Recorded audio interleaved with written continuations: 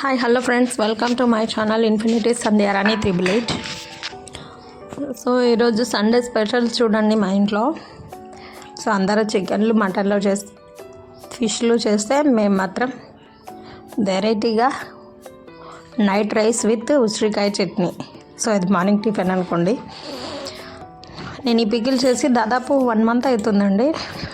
నేను అట్లే పెట్టేసి మర్చిపోయాను అనమాట. అది ప్లాస్టిక్ కంటైనర్లో పెట్టేసరికి బయట అంత ఫంగస్ ఫామ్ అయ్యింది.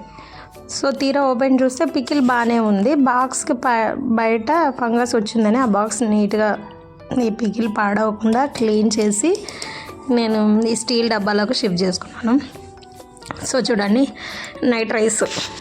సో నైట్ రైస్లోకి నేను ప్రిపేర్ చేసుకున్న ఉసిరికాయ పికిల్ చాలా యమ్మీగా టేస్టీగా ఉంది. సో ఈ మధ్య నేను పచ్చళ్ళు పెట్టడం కూడా నేర్చుకున్నానులేండి.